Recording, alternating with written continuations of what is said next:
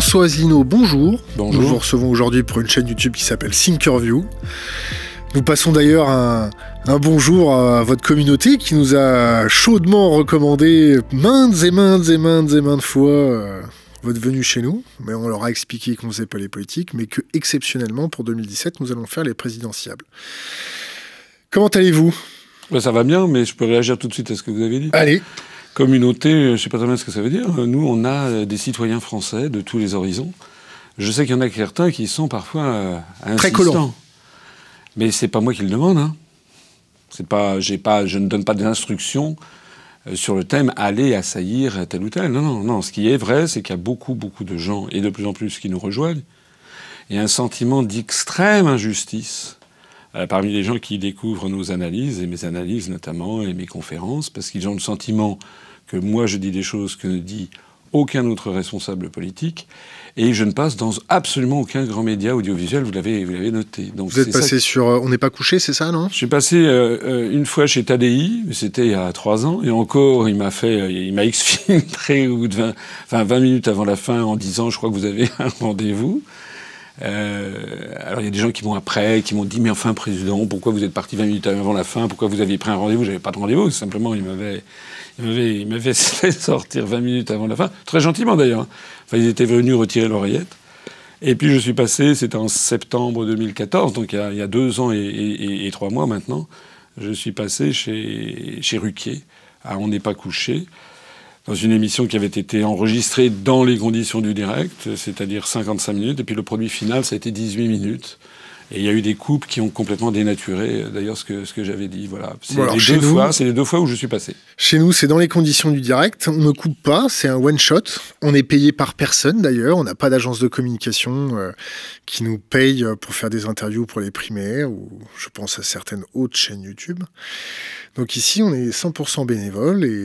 C'est comme un UPR, 100% bénévole et payé par personne. Voilà. On a le temps de pouvoir délayer certaines idées. On va commencer avec vous. Vous êtes notre dernier de la journée. Et comme vous étiez à l'heure, contrairement à d'autres, on va bien prendre le temps. Qu'est-ce qui se passe avec la France ? On est face à une primaire de droite, une primaire de gauche, et puis des petits partis qui émergent à gauche, à droite. Donc vous êtes depuis très longtemps dans la caste politique. Ça fait combien de temps que vous êtes haut fonctionnaire ? D'abord, il faut faire, à mon avis, la différence entre un haut fonctionnaire et ce que vous appelez la caste politique. Moi, je suis haut fonctionnaire depuis que je suis entré à l'ENA, c'est-à-dire en 1983. C'est-à-dire, ça fait un tiers de siècle, 33 ans. Et je suis entré à l'ENA parce que j'avais fait HEC, puis après j'avais été au Japon, et puis j'avais eu envie de présenter le concours de l'ENA pour entrer au Quai d'Orsay et devenir diplomate. Mon rêve à l'époque était un jour devenir ambassadeur de France au Japon. Vous parlez japonais ? Un petit peu japonais. Un haut fonctionnaire, c'est quelqu'un qui normalement doit obéir au pouvoir politique, quel qu'il soit, de droite ou de gauche. Voilà. Donc, quand on fait l'ENA, moi j'ai fait l'ENA, je suis sorti 2e de la voie de l'administration économique de la promotion 83-85, à baptiser promotion Léonard de Vinci. Et ensuite, j'aurais pu prendre le ministère des Affaires étrangères, comme c'était mon rêve premier, mais comme quand on sort très bien de cette école, vous le savez sans doute, on peut prendre ce que l'on appelle un grand corps de l'État, c'est-à-dire le Conseil d'État, l'Inspection générale des finances ou la Cour des comptes. Et comme j'étais plutôt de formation économique, j'ai pris l'Inspection générale des finances. Vous êtes à jour avec votre déclaration d'impôt ? Oui. Bon, je pense que ce serait difficile pour un inspecteur général des finances de remarquer tout est possible. Votre déclaration de patrimoine ? Oui. Elle est à jour ? Oui, enfin, des déclarations de patrimoine, on n'a pas spécialement... Je le ferai pour l'élection présidentielle. Mais on n'a pas spécialement à le faire en plus, enfin, pas plus qu'un autre administré, d'un autre conseiller. Vous avez un casier judiciaire ? Vierge. 100% ? 100% vierge. D'ailleurs, j'en fais un argument quand je vais voir des maires, en leur présentant... Alors, ils sont un peu éberlués en disant « mais on ne vous demande pas ça ». Je dis « mais moi, je vous le donne, parce que je considère qu'il est tout à fait scandaleux qu'on demande des casiers judiciaires vierges pour des quantités de professions en France, artisans taxi, sapeurs-pompiers, gendarmes, policiers, quand on présente le concours de l'ENA, pour devenir agent d'accueil de la SNCF, etc., pour s'occuper aussi d'enfants, etc. Quel âge vous avez ? Moi, j'ai 59 ans.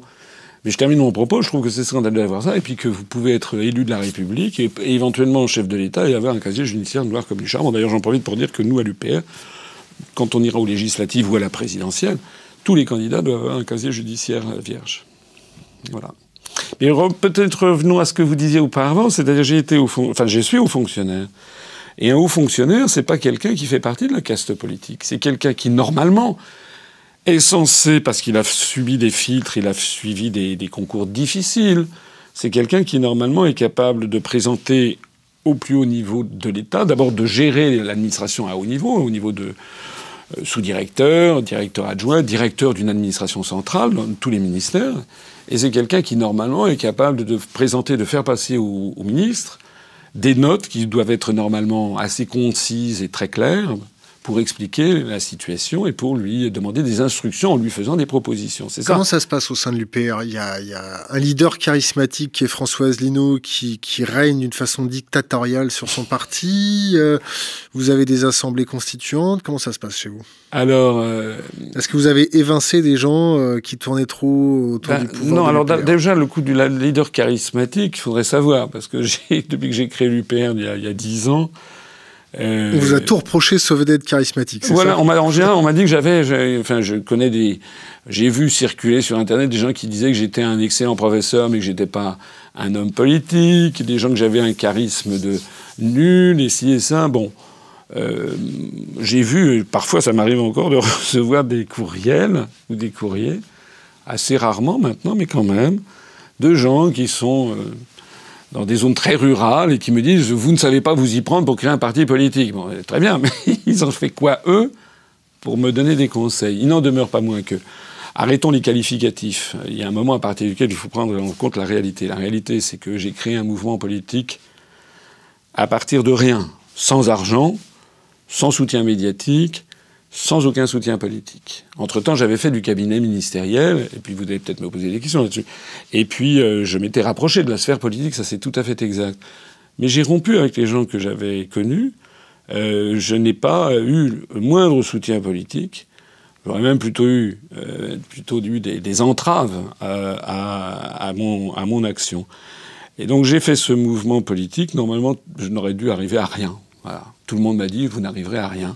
Quand j'ai créé l'UPR le 25 mars 2007, Madame Marie-France Garot, que je connaissais pas beaucoup, mais un petit peu, je l'avais vue ici ou là, je lui avais proposé de venir au congrès fondateur de l'UPR le 25 mars 2007. J'espérais que ça donnerait un petit peu de lustre à ce... Et je l'avais eu au téléphone et elle m'a dit « Non, monsieur, je ne viendrai pas à votre congrès ». Alors j'avais dit 1 heure au téléphone. Hein. J'ai dit « Pourquoi ?» Elle m'a dit « Parce que vous n'arriverez à rien ». Je lui ai dit « Je vous remercie de ces encouragements qui me vont droit au cœur ». Elle me dit « Mais ne le prenez pas mal ». Je dis « Non, je prends très très bien, mais pourquoi est-ce que je n'arriverai à rien ?» Et elle m'a répondu « Parce que monsieur, on ne peut plus créer de parti politique en France, parce que vous n'aurez ni l'argent, ni les médias. » De fait, je n'ai pas eu l'argent, je ne suis financé que par les gens qui me font confiance, que par les Français. Et le moins qu'on puisse dire, c'est que je n'ai pas les grands médias. Je commence à avoir maintenant, on commence à avoir des médias régionaux. Combien vous gagnez d'argent net ? Par l'UPR, 0 €. Par l'UPR, 0 €. Par mon salaire, j'ai un salaire de haut fonctionnaire d'ailleurs. Je ne suis pas là pour faire pleurer sur mon sort. Combien Je n'ai pas très envie de le dire. Ah bah il faut le dire. Non, j'ai pas spécialement envie de le dire. Mais c'est un salaire qui est assez facile à trouver. En tout cas, sachez que c'est nettement moins que 10 000 € et que... Et c'est nettement plus que 5 000. La vraie vérité, vous savez quoi ? La vraie vérité, c'est qu'on m'a retiré mes primes. Et les primes dans la haute fonction publique, c'est un moment important. Voilà. Et on m'a retiré mes primes. J'ai un chef de service, par exemple, qui m'a retiré mes primes au moment des élections, européennes, parce que j'avais mis... j'étais candidat tête de liste, et puis j'avais mis mon nom, François Asselineau, inspecteur général des finances. Voilà. Et normalement, il faut mettre sa profession. Mais moi, elle m'a appris, je ne le savais pas, que paraît-il, il y a une déontologie à l'inspection qui est de ne pas mettre sa profession. Voilà. Enfin, j'aurais dû mettre, mais alors maintenant, je mets... Quand j'étais candidat au régional, j'ai mis que j'étais haut fonctionnaire. Voilà. Donc je suis plus vague que ça. Voilà. Donc on en était à... On en était un peu charismatique. Quand sur Internet, on nous a objecté, nous, de recevoir François Asselineau. Alors, on a répondu qu'on recevait qui on voulait, quand on voulait. Mais on nous a reproché de recevoir un confusionniste qui propageait les complots partout, qui n'aidait pas l'Internet à avancer. Qu'est-ce que vous avez à répondre à ces gens-là ? D'abord, ces gens-là... confusionnistes. Qui sont-ils ? Qui sont les gens qui parlent de confusionnisme, hein ? Moi, s'il y a bien quelque chose que j'ai apporté, me semble-t-il, c'est justement de préciser et de chasser la confusion.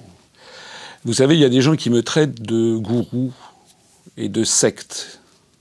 Il faut porter plainte. Hein. Alors, oui, mais c'est difficile de porter plainte, hein, parce que d'abord... enfin, on en reparlera si vous voulez, mais juridiquement, c'est assez difficile. Si c'est pas le cas, mais secte et gourou, moi j'ai regardé ce que c'était qu'une secte et un gourou. Hein. Donc je me suis renseigné, il y a un organisme interministériel qui s'appelle la MIVILUD, Mission interministérielle de lutte contre les dérives sectaires. Alors, je dis, qu'est-ce que c'est qu'une secte et qu'est-ce que c'est qu'un gourou ? Une secte, la caractéristique numéro 1 d'une secte, c'est que c'est un organisme, une association, un groupe humain qui affaiblit le sens critique de ses adhérents. Le moins qu'on puisse dire, c'est que l'UPR, c'est exactement le contraire. C'est-à-dire que je passe depuis 10 ans mon temps à donner le maximum d'informations à tous les gens qui m'écoutent, qui me font confiance, pour affûter leur sens critique. Pour qu'ils découvrent, par exemple, un par un, les articles des traités européens. C'est une politique de discrédit qu'on a lancée contre vous ? Bien sûr. Et je termine mon propos. Premièrement, une secte, c'est ça. Ça affûte. Normalement, ça doit affaiblir le sens critique des adhérents. C'est le contraire que je fais. Deuxièmement, la deuxième caractéristique d'une secte, c'est qu'à la tête, il y a un gourou. Et le gourou présente deux particularités. Donc, le point numéro 2, c'est que le gourou est quelqu'un qui aime l'argent et qui se fait donner plein d'argent. Je vous ai dit à l'instant que moi, ça m'a coûté de l'argent, honnêtement. Et compte tenu du pédigré que j'ai, HEC, ENA, Inspection Générale des Finances, normalement, je devrais être dans une grande banque française et gagner des sommes inimaginables. Hein. C'est quoi une somme inimaginable ? Une somme inimaginable, c'est Frédéric Oudéa, inspecteur général des Finances comme moi, qui est à la tête de la Société Générale, président. Et allez voir les Échos, où je ne raconte pas quelque chose de très indiscret, puisque c'est sur la place publique. Challenge ou les Échos, je crois qu'ils gagnent quelque chose comme 260 000 € par mois. Voilà. Une broutille. Une broutille. Personnellement, je trouve que ce genre de salaire est assez indécent et assez scandaleux. À partir de combien un salaire devient indécent ? Moi, je trouve qu'un salaire devient indécent à partir de quoi ? Je dirais...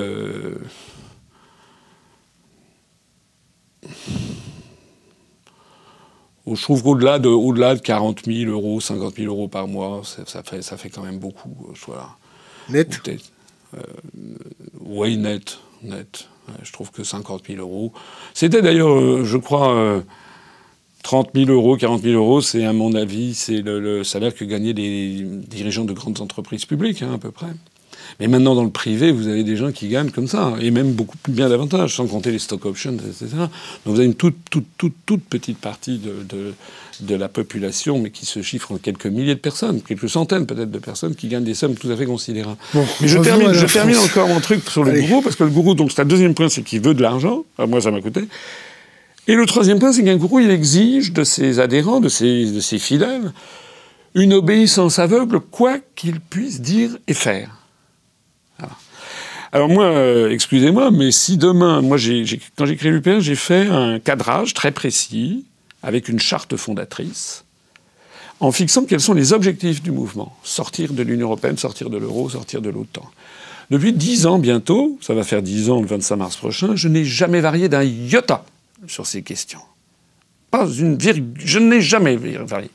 Et mon programme politique que j'ai présenté en 2011 n'a pas non plus varié d'un iota. Si demain, je commençais à dire, finalement, on va faire, en fait, vous savez, finalement, il vaut mieux une autre Europe, finalement, je me suis un petit peu trompé, c'est un peu excessif, on ne va pas sortir de l'Union européenne, on va proposer une autre Europe comme tous les autres. ou alors je vais faire alliance avec des gens qui ne proposent justement pas de sortir de l'Europe, ou bien c'est un mouvement qui se veut un mouvement de rassemblement national au-dessus du clivage droite-gauche, et si je disais demain, finalement je vais faire alliance avec monsieur Mélenchon et les communistes, ou je vais faire alliance avec madame Le Pen, ou avec monsieur Dupont-Aignan, ou avec je ne sais pas qui, il y aurait 80% des gens qui sont à l'UPR, de nos adhérents, qui renverraient leur carte. Parce qu'ils sont devenus, et ils sont extrêmement, j'ai affûté le sens critique. Alors, quand j'ai vu ça, je me suis rassuré, je me suis dit, mais je suis justement le contraire exact de ce qu'est une secte et un gourou. Mais si vous voulez bien poursuivre ce raisonnement, regardez par exemple le Parti Socialiste. Le Parti Socialiste avec Hollande. Est-ce que le Parti Socialiste, c'est un organisme qui affûte le sens critique de ses adhérents? Pas du tout. Au contraire, ils passent leur temps à faire du blougui-blouga, on n'y comprend rien. D'ailleurs, c'est pareil pour les autres partis politiques, des slogans politiques vides de sens. Hein. Regardez Macron, enfin, c'est du délire. Vous allez sur le site de Macron, il n'y a rien. Le type, ce sont des propos généraux du style « oui, la France doit se mettre en marche », enfin bon, rien. Vous voulez pas nous pousser un petit cri à la Macron, là? Non, je suis pas hystérique. Mais ça, c'est une secte. C'est-à-dire... Macron est une secte? Ça ressemble à une secte. C'est-à-dire, c'est fondé sur... On annihile le sens critique des gens. D'ailleurs, on va peut-être en parler, mais s'il y a bien quelque chose que l'UPR a apporté sur la scène politique, c'est au contraire d'affûter constamment le sens critique des gens pour qu'ils ne se fassent plus avoir. Bon, allez, je et puis, je termine sur Hollande. Hollande... Et les gens du Parti Socialiste fait pareil des Républicains. Est-ce que oui ou non, ils sont attirés par l'argent? Oui, ils sont attirés par l'argent. Il faut bien payer les coiffeurs quand même, merde. Et troisièmement, ils ont tout du caractère du gourou, puisque lorsque Hollande dit une chose puis son contraire, les gens sont priés de suivre. Vous vous rappelez ce troisième critère? Un gourou, c'est quelqu'un qui demande l'obéissance de ses adeptes, quoi qu'ils puissent dire et faire. Hollande, il dit « Mon adversaire, c'est la finance » au discours du Bourget en début 2012. Bravo. Après ça, il nomme Macron. Il faut approuver. Il a dit tout et son contraire, et les adeptes sont obligés de suivre. C'est-à-dire que la réalité, c'est que c'est les socialistes, c'est les républicains qui, en fait, ont toutes des caractéristiques d'une secte de gourou. C'est ça la réalité. D'accord. Vous, François Asselineau, vous sortez, vous restez dans l'Europe? Vous faites quoi? Non, on en sort. C'est la quintessence même. Comment vous allez sortir? Avec vos petits bras, comme ça? Non, pourquoi mes petits bras? D'abord, j'ai pas spécialement des petits bras. Deuxièmement, j'applique des traités. Voilà. Il y a un article, l'article 50 du traité de l'Union européenne, qui dit que tout État membre peut quitter l'Union européenne conformément à ses règles constitutionnelles. Et bien, j'applique un article. Voilà. Point. C'est une clarté absolument limpide. Personne ne peut, même mes pires adversaires... Ça va pas être le bordel? Mais ça, c'est autre chose. C'est peut-être pour ça que les autres veulent pas sortir. Non, mais attendez, ça, c'est un deuxième... On va en parler. Au contraire, je ne veux parler que de ça. Mais il y a déjà un point fondamental qui est très, très important à comprendre. Je suis le candidat du Frexit. Aucun autre dirigeant politique français ne propose ce que je propose. Et je le propose pas... Attention, on demande à tout le monde. Hein. Oui. Vous êtes sûr? Bien sûr. Marine Le Pen, elle reste dans l'Europe? Marine Le Pen, vous savez ce qu'elle fait, Marine Le Pen? Elle est comme M. Mélenchon. Alors, M. Dupont-Aignan, lui, il dit non, il est contre, lui, il veut rester dans l'Europe. C'est clair. C'est clair dans le fait... Bon. Mais Marine Le Pen et Mélenchon, ils embrouillent, c'est l'embrouillamini général. C'est-à-dire qu'ils disent... On y reste, mais si c'est pas bien, on en sortira. Peut-être un jour, en fonction des conditions de température et de pression. C'est-à-dire, on ne sait rien. Voilà.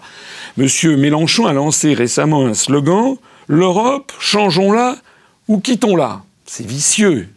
C'est extrêmement vicieux parce que c'est vraiment pour ratisser large. Ce que moi j'explique, c'est que l'on ne peut pas changer l'Europe. Voilà, c'est ça que j'apporte notamment, parmi beaucoup d'autres choses que j'apporte au débat. Et ils le savent très bien.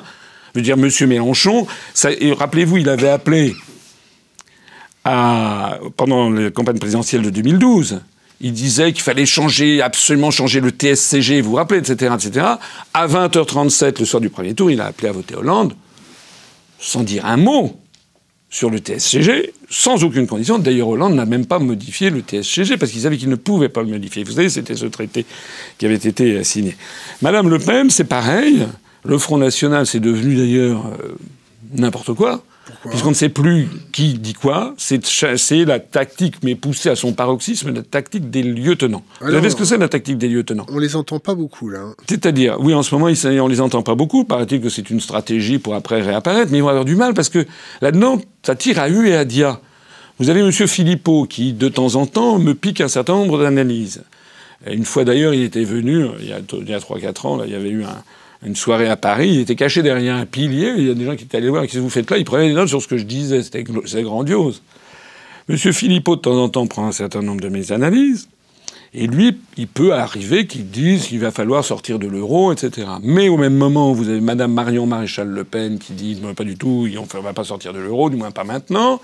Vous avez M. Gendre qui dit l'Europe c'est très très bien, il faut simplement la modifier. Marine Le Pen, elle dit quoi? Marine Le Pen, il faudrait lui poser la question. Actuellement, aux dernières nouvelles, d'après ce que j'ai vu, c'est qu'ils disent on va utiliser l'article 50, ça c'est pour essayer de nous piquer les gens. Mais elle dit on va utiliser l'article 50 pour renégocier les traités. Déjà, c'est se moquer du monde. Ils ont besoin des gens de chez vous, au Front National? Mais ils sont inquiets, comme chez Mélenchon, comme chez Dupont-Aignan, ils sont inquiets, et puis comme ailleurs. Vous leur faites peur? Je pense que oui. Je pense que oui, parce qu'en fait, nous sommes sur une voie ascendante. On a eu 1002 nouveaux adhérents au cours du mois de novembre dernier, là, il y a le dernier mois, le mois de novembre. On a eu 1002 adhérents dans le mois. Ils cotisent à combien chez vous? La cotisation moyenne, c'est 30 €. Mais il y en a qui adhèrent à 10, parce que c'est les chômeurs ou les étudiants qui sont à 10 € pour l'année. Hein. Et puis, il y a la cotisation de soutien à 60 €. Il y a quand même pas mal de gens qui font la cotisation de soutien. Donc Vous avez combien dans vos caisses en ce moment? En ce moment, de mémoire, je crois qu'on a quelque chose comme 170 000 €. C'est votre trésor de guerre? Oui.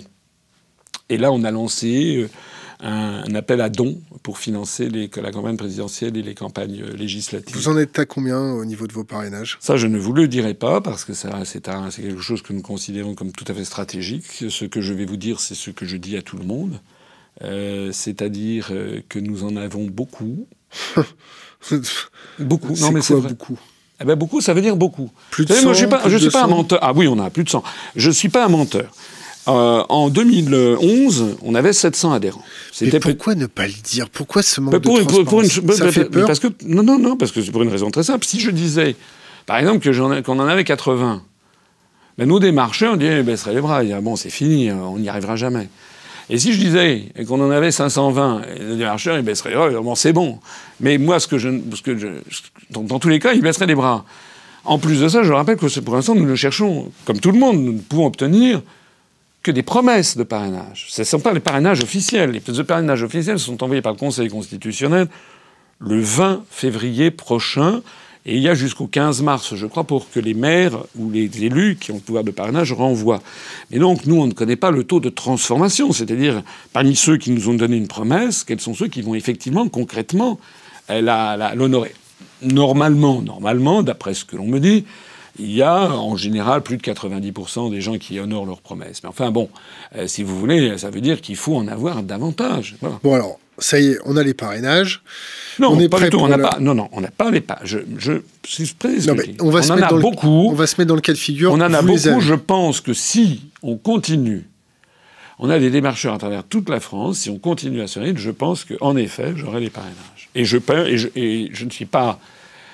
Écoutez, touchez du bois, il y a du bois à côté de vous, là. Il faut toucher du bois. Voilà.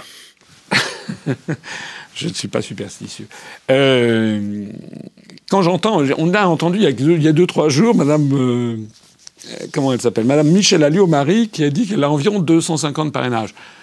Excusez-moi, ça c'est un mensonge éhonté. Parce que nous, quand on est sur le terrain, on sait quels sont les candidats sur le terrain qui cherchent des parrainages. On s'en fout des autres, on va parler, on va imaginer, là ça y est, vous avez 500, vous êtes dans la course, tout va bien, ça se passe. Vous comptez faire combien aux élections présidentielles? Je pense, là aussi, en conscience, je pense que si je suis candidat, je pense que je vais faire un gros score. Oh, fou, là. Un score à 2 chiffres? Je pense que je ferai un score qui surprendra. Voilà. D'accord. Ce que je pense. Comment ça se fait que vous expliquez que votre stratégie numérique est si pourrie? Et qu'est-ce que vous appelez ma stratégie numérique? Votre taux de retour, ça fait 3 ans que vous êtes sur Internet. J'en ai mangé des conférences de François Asselineau avant de vous recevoir. Et je vous jure que j'en ai mangé. Quitte à faire... Il y a des trucs très intéressants, il y a des trucs beaucoup moins. Vous avez pas... Je vois la stratégie de Mélenchon sur les réseaux. Il a été moissonné un peu partout sur les différentes communautés qui existent sur Internet. Et vous n'arrivez pas à grossir sur les réseaux. Vous avez combien d'abonnés sur votre chaîne YouTube? 45 000, 50 000? Écoutez, moi ce que je sais, c'est que... Pourquoi vous D'abord, je ne partage pas votre point de vue selon lequel il y aurait des choses qui seraient sans intérêt dans mes conférences. Non, j'ai pas dit que tout n'était acheté. Deuxièmement, nous avons notre site internet upr.fr est quand même le site le plus consulté de tous les partis politiques français, d'après Alexa Ranking. Troisièmement, nous avons sur YouTube, on a plus de 7 millions de vues, ce qui est quand même pas mal. Quatrièmement, on se développe, voilà, et on est... Alors, vous me parlez de Mélenchon. Effectivement, depuis quelques semaines, Mélenchon fait une percée, si j'ai bien compris d'ailleurs, en disant tout et n'importe quoi, en faisant de la démagogie pure et simple. Non, je peux pas vous laisser dire ça. Non, il y a un contact direct. Non, j'ai mangé toutes les vidéos de Mélenchon, je peux pas vous laisser dire ça. Mais écoutez, moi, je vais vous en parler de Mélenchon. Allez, quelqu'un qui nous dit... Vous avez vu ces vidéos? Oui, quelqu'un qui dit « L'Europe, changeons-la » ou quittons-la, déjà, moi, j'arrête. Parce qu'on ne peut pas changer l'Europe. Et il le sait parfaitement. Il y a un article, qui est l'article 48 du traité de l'Union européenne, qui montre qu'on ne peut... Pour changer les traités, il faut l'unanimité des États membres. Voilà. Donc, si vous voulez mettre une taxe Tobin sur les transactions financières, déjà, le Luxembourg s'y opposera. Terminé. Et il y aura, par ailleurs, Malte, Chypre, les pays de l'Est, etc. C'est impossible. On veut changer, on veut que l'Union européenne soit plus sous la tutelle de l'OTAN.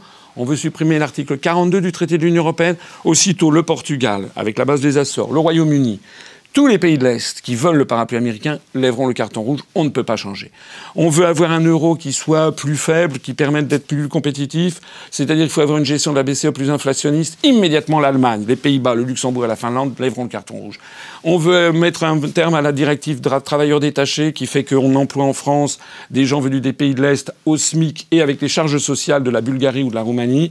Immédiatement, les Bulgares, les Roumains, les pays de l'Est lèveront un carton rouge pour s'opposer à cette modification. Je pourrais vous en parler toute la soirée. Donc, Monsieur Mélenchon ment. Il ment.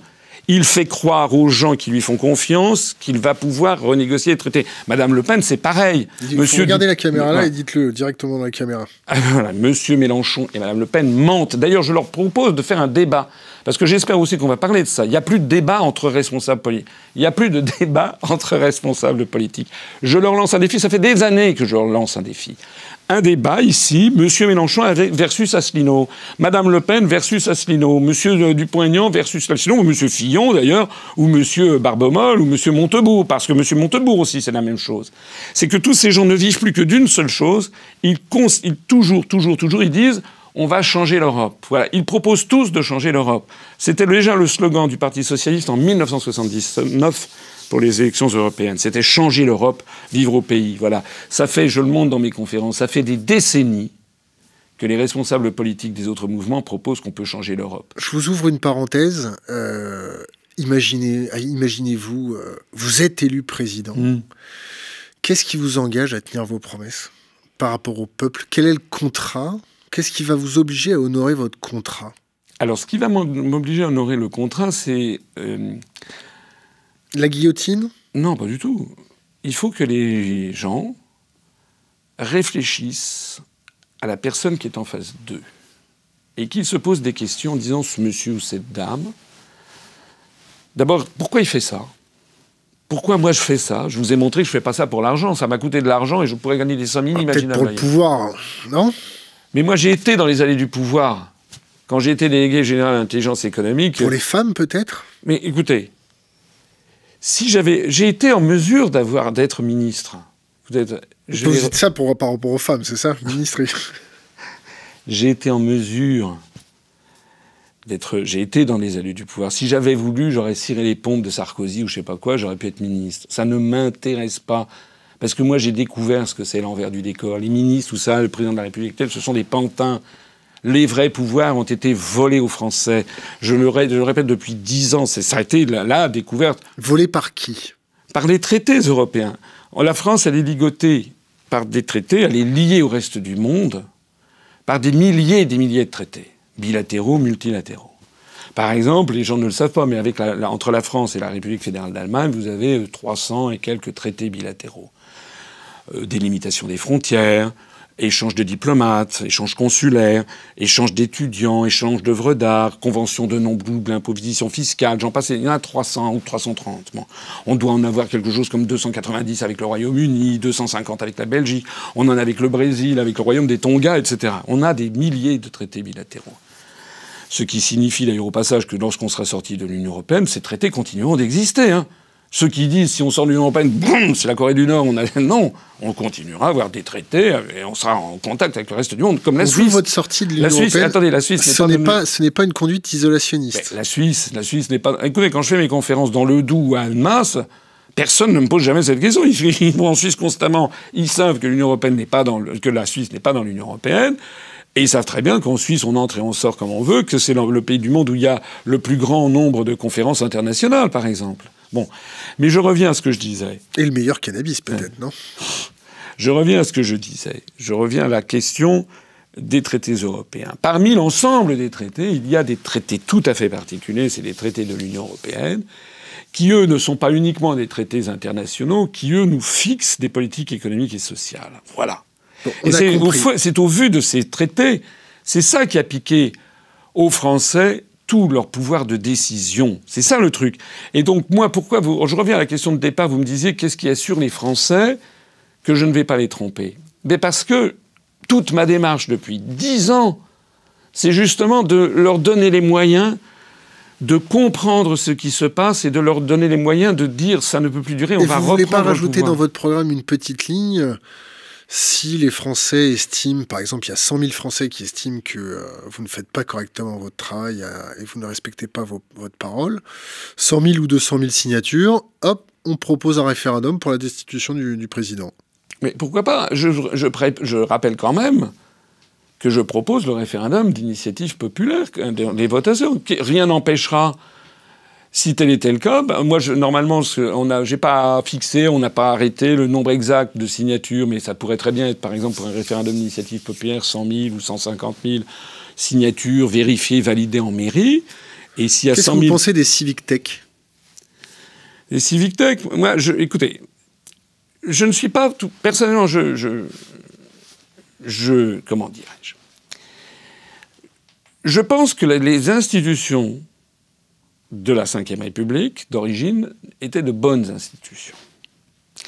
C'est pas pour rien que De Gaulle les avait conçues. Ça me distingue d'ailleurs totalement de M. Mélenchon. Il y a des gens qui disent une monarchie républicaine, etc. Oui, c'est vrai, mais vous avez quand même besoin d'avoir, quand vous gérez un État, une certaine continuité. Et parfois, c'est vrai, de prendre des mesures impopulaires. Ça, c'est exact. Lorsqu'en 1900, donc la gauche, pendant les années 60, avait protesté contre le pouvoir donné au président de la République, de la Ve République, qui était tout à fait assez très large par rapport à ce qu'il est dans d'autres pays. Mais lorsqu'en 1980, c'est François Mitterrand qui est arrivé au pouvoir, les critiques se sont tues. Parce que les institutions de la Ve République ont permis à François Mitterrand de mettre en œuvre un programme de réforme de fond en comble de la société, quand même. Il a quand même nationalisé toutes les banques, il a nationalisé toute une série d'entreprises, d'industriels, il a aboli la peine de mort, etc. Et il est devenu, au bout de 2-3 ans, il était devenu très impopulaire, mais la solidité des institutions lui a permis de se maintenir. Et maintenant, le problème qu'il y a, et en 1981-82, il n'y avait pas un seul Français qui trouvait que les institutions n'étaient pas bien. Parce que tout le monde avait le sentiment que c'était, effectivement, ce sont des institutions qui permettent d'avoir des changements de majorité, d'assurer... Et surtout un taux de croissance pour faire absorber tout ça. Oui. Mais maintenant, le problème, je pense que c'est une erreur. Les gens qui disent la 6e République, mais ils mettent quoi dedans ? Il n'y a rien. Le problème n'est pas dans les institutions, il n'est pas terreau dans les institutions, il est d'abord et avant tout que nous élisons des gens qui n'ont plus le pouvoir. Ce sont des marionnettes. Voilà.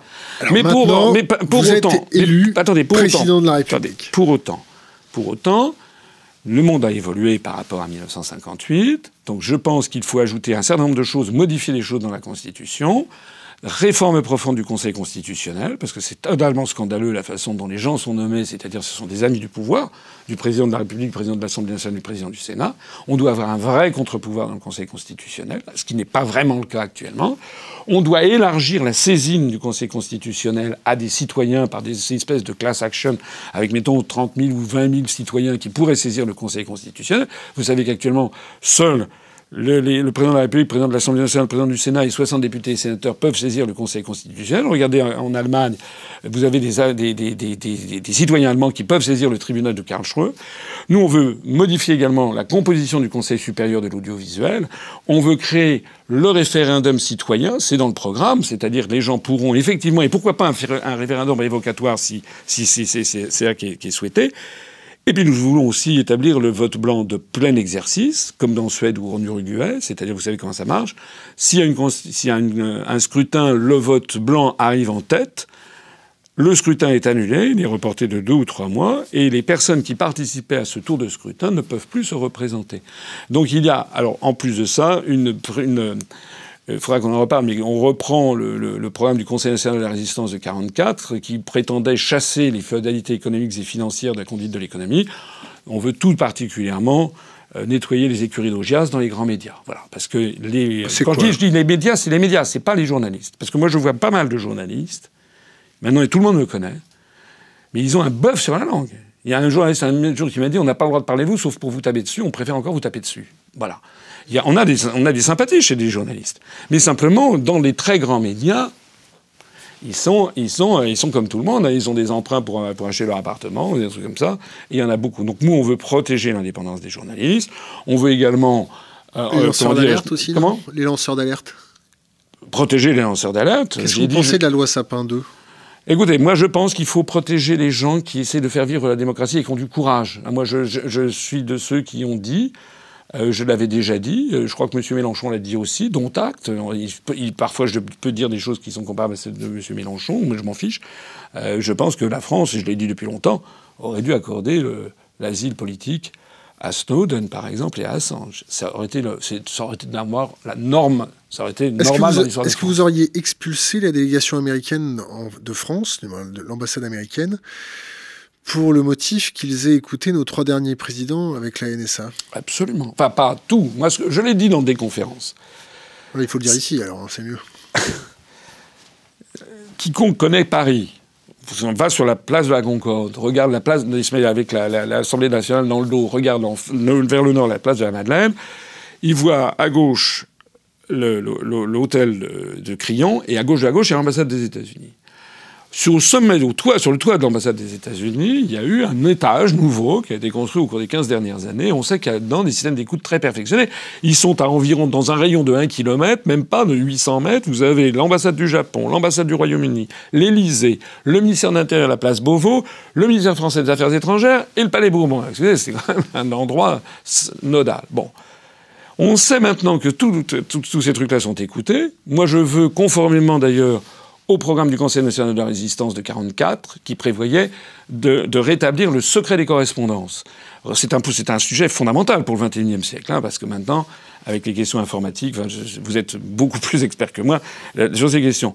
Moi, si j'avais été président de la République, et si je suis élu président de la République, je convoquerais l'ambassadeur des États-Unis en France. C'est ce qui s'est passé. Voilà. Je lui dirais: nous sommes des pays amis, la France est la plus vieille alliée de l'Amérique, Lafayette, Rochambeau, etc. Bon. Maintenant, entre amis, on doit tout se dire. Vous faites de l'écoute systématique des conversations les plus confidentielles. Alors, de 2 choses l'une, monsieur l'ambassadeur, soit vous démantelez ce qu'il y a là, soit vous partagez. Soit vous prenez vos clics et vos claques. D'accord. Point barre.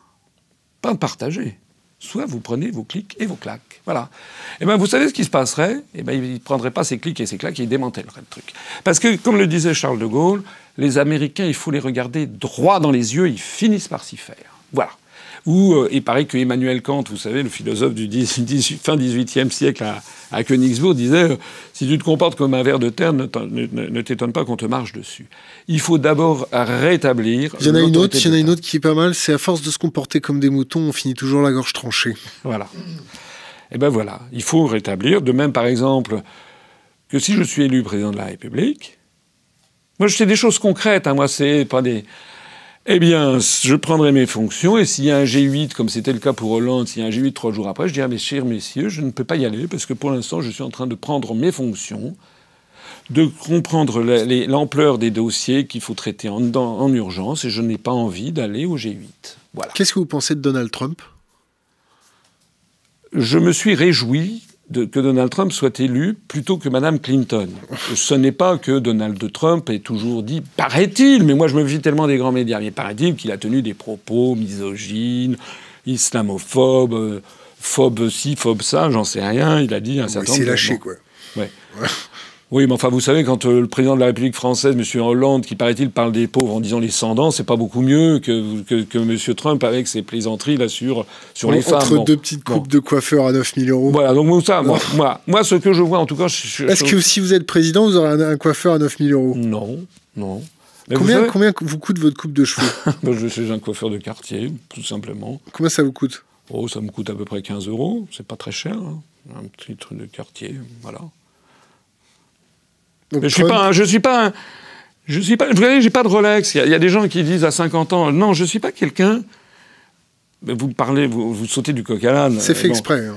Je suis pas quelqu'un qui suis intéressé par l'argent. Je suis haut fonctionnaire. Vous m'avez posé des questions indiscrètes sur mes revenus. Vous avez combien de femmes ? Vous êtes marié ? Je suis marié. Depuis combien de temps ? Je suis marié, nous sommes mariés depuis 1989, voilà. Donc, et je m'entends très très bien avec ma femme. Voilà. J'ai la chance une seule Parce que plusieurs femmes, ça coûte très cher. Je n'ai pas de maîtresse, j'ai une femme, j'ai 2 enfants. Je suis heureux en ménage. Bon, allez, revenons à Trump.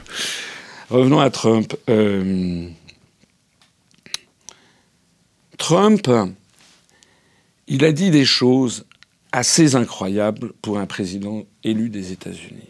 Lesquelles ? Alors, premièrement, il a dit que l'OTAN était une structure obsolète. Et puis, il a dit il y a quelques jours qu'avec lui, les États-Unis arrêteraient de déstabiliser les pays du monde entier. Excusez-moi, moi, je ne lui prête pas le bon Dieu sans confession. On va voir. Mais à tout prendre, c'est quand même tout à fait incroyable, c'est quand même tout à fait nouveau. Nous, on veut sortir de l'OTAN. Je préfère avoir un président élu des États-Unis qui dise que l'OTAN est une structure obsolète et qui va arrêter de déstabiliser les pays du monde, plutôt que quelqu'un comme Mme Clinton, qui était parti pour faire la guerre à la Russie. Il a dit qu'il était contre le TAFTA. Je ne peux que m'en réjouir, on est contre le TAFTA. Il a dit que c'était Obama et Mme Clinton qui étaient contre Daesh, et qui étaient derrière l'affaire de Daesh et ISIS via Arabie Saoudite et Qatar interposés. Je ne cesse de dire la même chose. D'ailleurs, quand j'étais passé chez Ruquier, on en a parlé tout à l'heure, quand j'étais passé chez Ruquier, c'était il y a plus de 2 ans, j'avais été attaqué par Mme Léa Salamé, qui m'avait traité d'anti-américain primaire parce que je disais ça. D'ailleurs, ce petit passage de 2 minutes, il y a un internaute que je ne connais pas, que je salue au passage, parce que je le remercie, je ne sais pas qui c'est, qui a ressorti ce petit passage de 2 minutes, là, au mois de septembre dernier, pour les 2 ans. On en est à 1 500 000 vues, parce qu'il y a des gens qui ont dit, mais en fait, j'avais raison. Que ce soit maintenant le président élu des États-Unis qui le dise, et on revient d'ailleurs sur votre question sur le confusionnisme ou le conspirationnisme ou le complotisme, d'un seul coup, alors c'est le président des États-Unis qui est complotiste. Bon. Monsieur Trump, par ailleurs, il a été pour le Brexit. Alors que Obama avait fait le voyage du Royaume-Uni pour demander aux Britanniques de ne pas sortir de l'Union européenne. Moi, je me dis, si je suis élu président des États-Unis, il vaut mieux avoir... président de la République française, il vaut mieux avoir un président des États-Unis qui ait été pour le Brexit et qui, donc, a priori, s'opposera moins au Frexit. Et le fait qu'il ait dans son gouvernement des gens qui militent pour le créationnisme. Alors, je vois que... Je vous l'ai dit tout à l'heure, moi, je ne lui prête pas le bon Dieu sans confession, je ne sais pas qui c'est. Je vois qu'il a dans son entourage, il vient de nommer comme secrétaire au Trésor un type de chez Goldman Sachs. Bon. Le pied. Voilà. Il a dit que finalement, il n'allait pas poursuivre Mme Clinton. Bon. Il a nommé au Pentagone un militaire blanchi sous le harnais qui paraît-il, fait l'unanimité pour lui. Bon. Donc, il y a une possibilité tout à fait vraisemblable que, en définitive, tout ça, cet été un peu... des mélanchonnades, des trucs comme ça, et puis qu'au bout du compte, ça c'est gratuit. C'était gratuit, là. Un truc qui non, mais c'était comme en 2012, voilà, c'est après il n'y a plus rien, c'est-à-dire ça fait pchit. Donc c'est possible que ce soit ça. Et puis qu'on se rend compte dans un an ou deux que finalement, le changement d'homme n'a pas changé grand-chose parce qu'il y a des structures, il y a des cercles de pouvoir, il y a des lobbies aux États-Unis d'Amérique qui sont extrêmement intenses, qui s'impliquent et que le poids de l'oligarchie financière, de l'oligarchie du complexe militaro-industriel, etc., est tel que le président des États-Unis n'a pas le pouvoir. Ça, c'est possible. Donc moi, je ne suis pas là à chanter les louanges de Donald Trump. Je dis simplement que on va voir et que ça change quand même un petit peu l'eau du bassin parce que le type, il a fait fortune personnelle, donc a priori, il ne sera pas corrompu jusqu'à l'os comme le couple Clinton. A priori, c'est lui qui corrompt, c'est pas lui qui corrompt. Ils ont un peu de pognon quand même, la famille Clinton. Avec la fondation Clinton, ils s'en sont mis plein les fouilles, ça c'est vrai. Donc lui, il a fait fortune. Deuxièmement, il a 70 ans.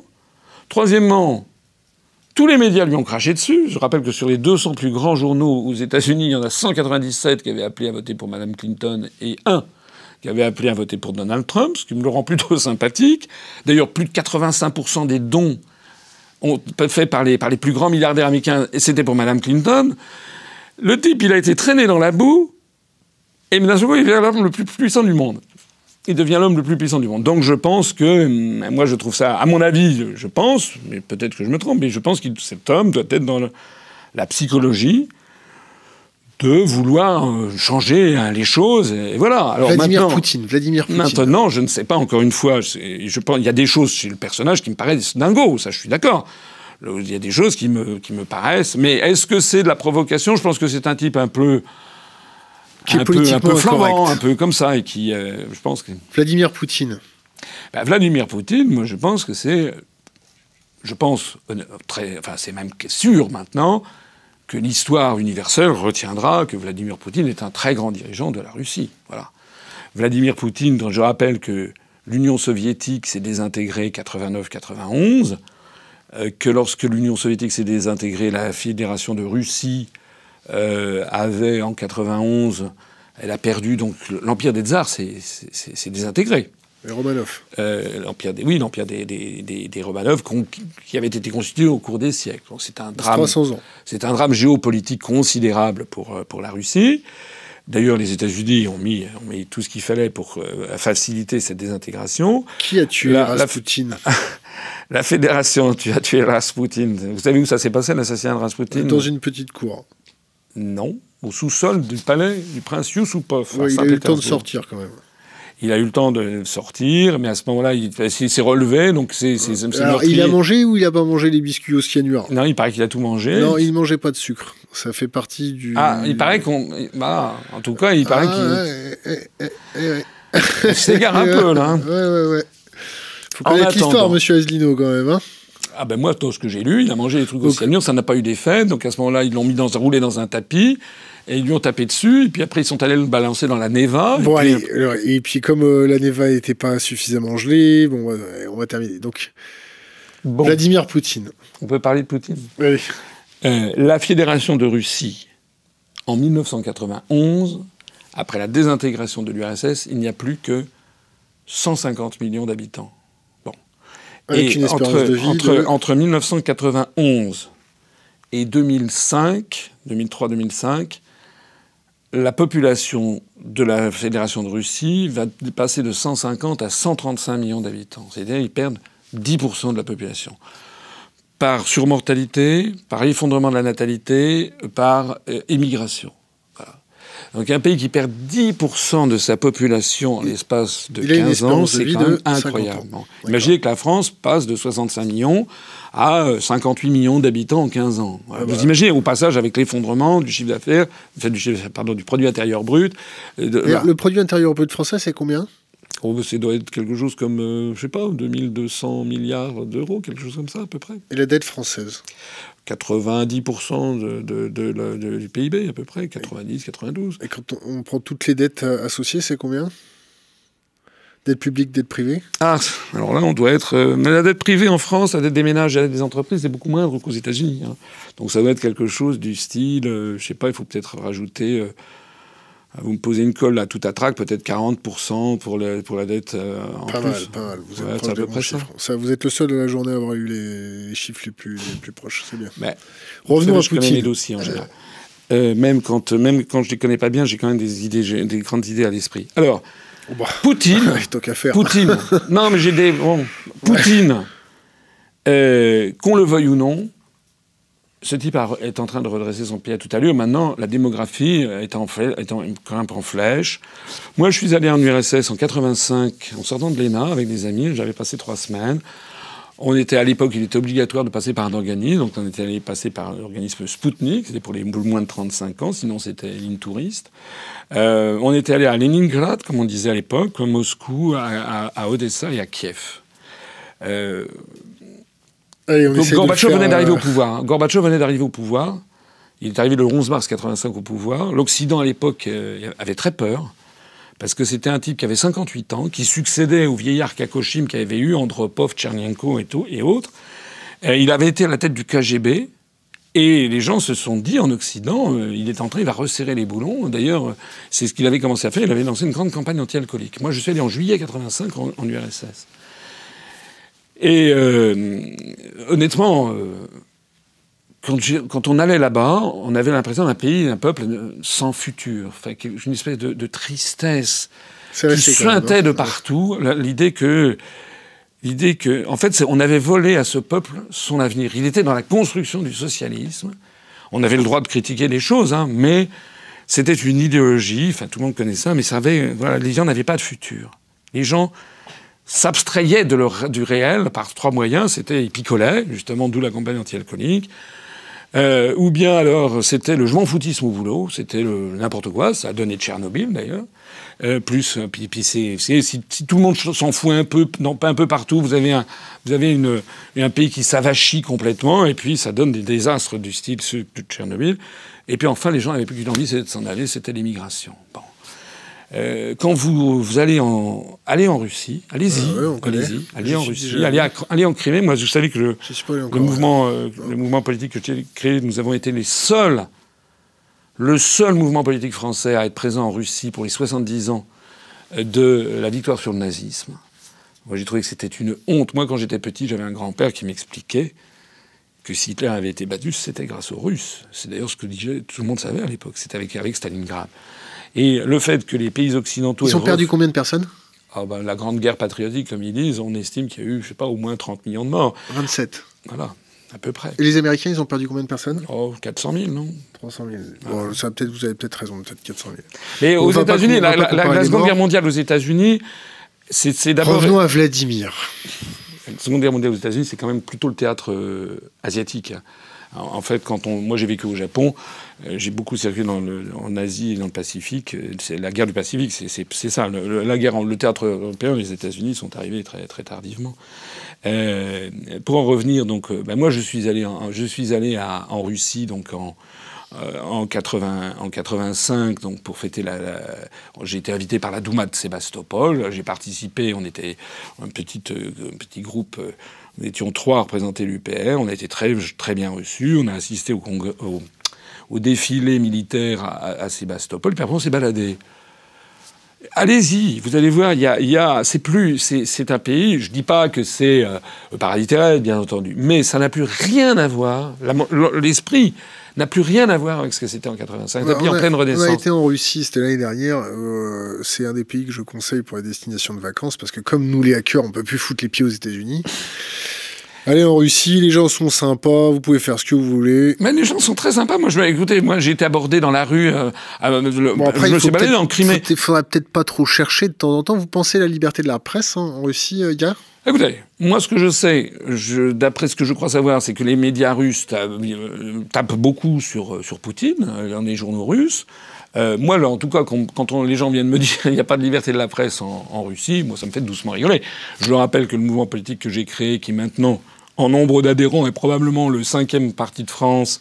Nous avons 30 adhérents en moyenne de plus tous les jours. On a fait 1% des suffrages aux dernières élections régionales. On est un parti qui existe. On a nos sites le plus consulté de tous les partis politiques français. Eh bien, nous ne partons sur aucun grand média. Donc, qu'on vienne pas m'expliquer. D'ailleurs, à ce propos, vous allez peut-être me poser la question de savoir ce que fait le CSA, que fait le Conseil... Oui, donc le CSA. Oui, ben, le CSA, on a écrit 5 fois. On en parlera après. Bon, alors on en parlera après.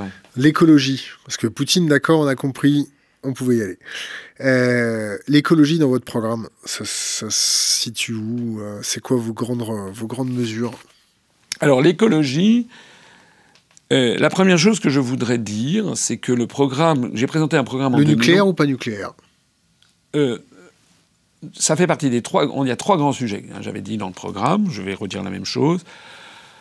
Les questions énergétiques, les questions d'immigration, les questions de dette, qui sont des très grands sujets, et qui sont des sujets polémiques, surtout les 2 premiers, qui opposent les Français.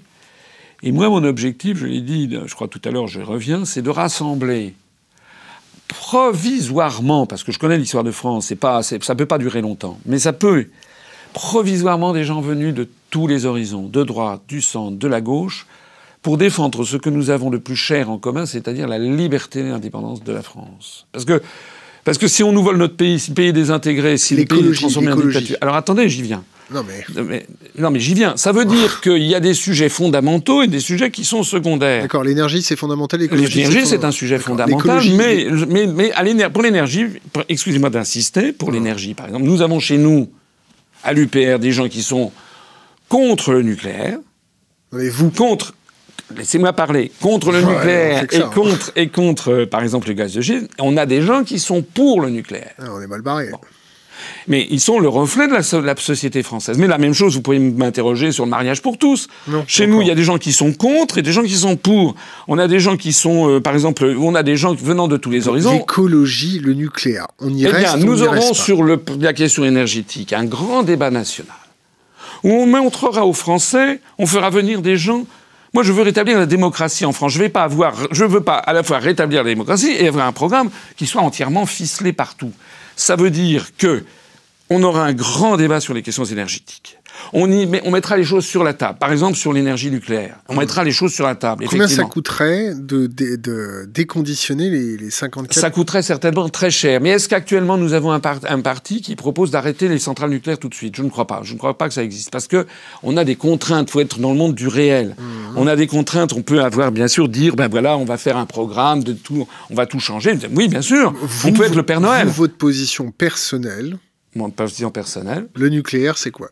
Ma position personnelle, déjà... On reste sur le nucléaire ? Non, ma position personnelle, c'est qu'on revient d'abord au grand service public à la française, donc on renationalise EDF, ou on l'empêche d'être privatisé. C'est-à-dire on le réintègre au RDF, achète etc. ses dettes. Bon, pareil pour la SNCF. On réachète ses dettes ? C'est-à-dire on prend ses dettes pour nous. Comment ? Les dettes à Areva, tout ça, c'est pour nous. On reprend tout ça en termes de service public. Donc on paye les dettes. Mais on reprend, on verra, on examinera tout ça. Mais Areva, c'est pas forcément EDF. Areva, c'était l'ancienne Framatome, ça n'a rien à voir.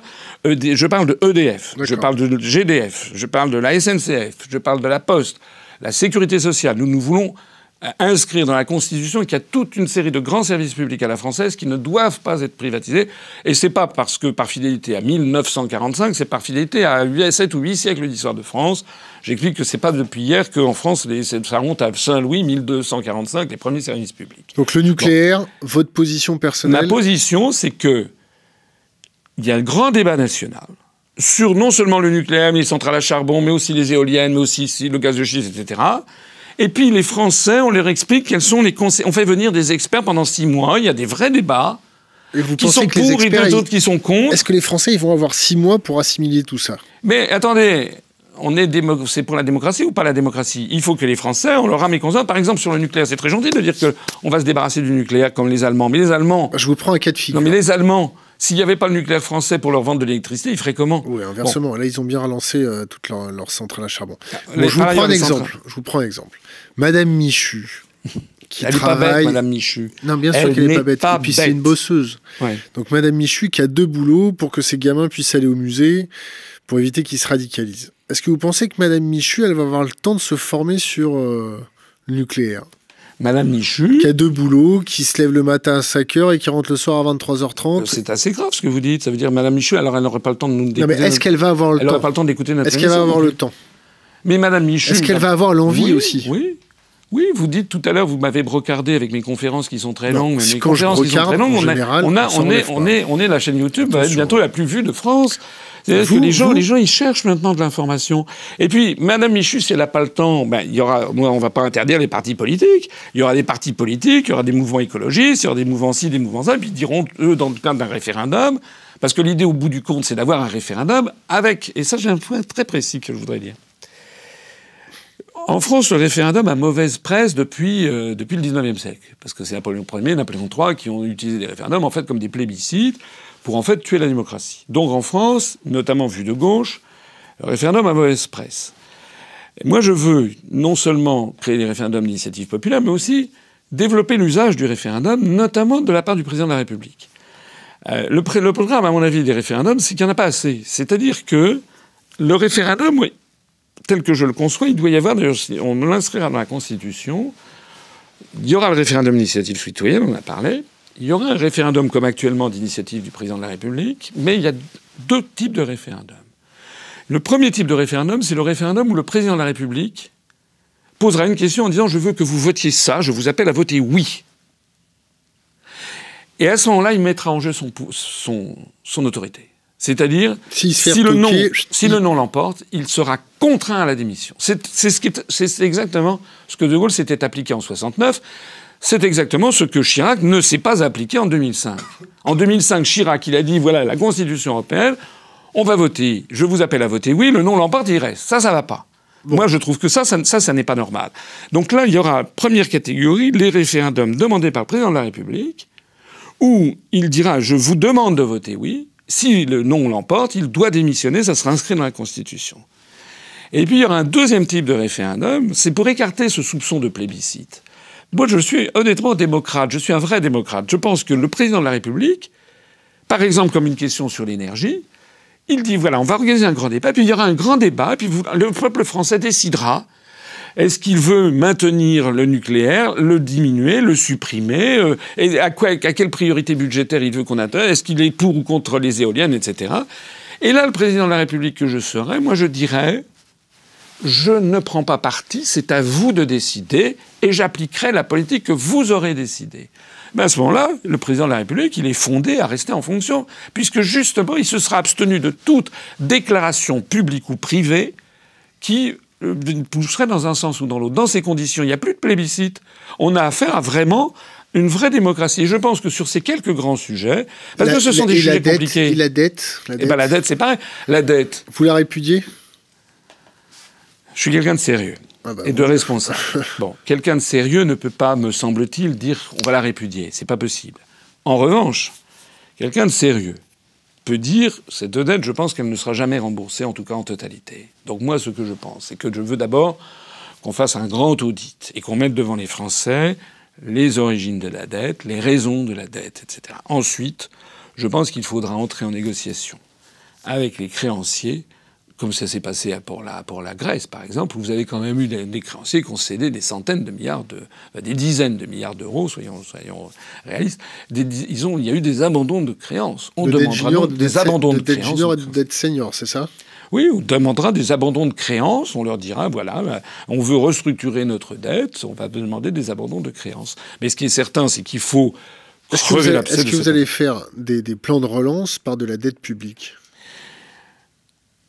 Moi, comment vous allez vous faire financer ? D'abord, ce que je pense, c'est que la société française, elle est, sans que les Français s'en rendent compte, elle est surchargée par des espèces de poids morts qui sont très importants. Lesquels poids morts, c'est des coûts. D'abord, le millefeuille administratif dont on parle.